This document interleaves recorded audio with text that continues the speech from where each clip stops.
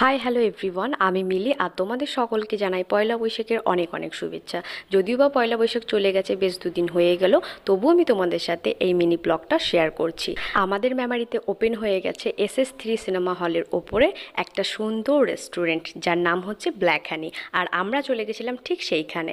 আর সত্যি কথা বলতে ভেতরের অ্যাম্বিয়েন্সটা জাস্ট আমার দারুণ লেগেছে, কারণ ওখানে আছে একটা সেলফি জোন যেখানে তোমরা ইচ্ছা মতো ফটো তুলতে পারবে। তার সাথে তোমরা পাশাপাশি ওয়েটিং জোনও আছে যেখানে তোমরা ওয়েট করতে পারবে তোমাদের নাম আসার আগে পর্যন্ত, যেটা আমরা করছিলাম। যাই হোক, তারপরে আমাদের নাম চলে এলো আর দেখো আমরা সিটে বসে পড়েছি সবাই।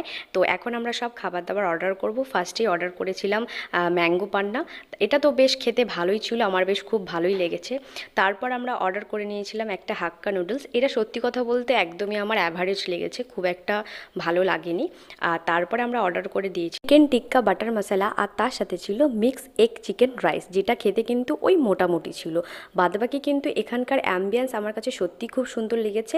টাইম কাটানোর জন্য এটা বেস্ট জায়গা। তোমাদের কেমন লাগলো অবশ্যই কমেন্ট করে জানাও।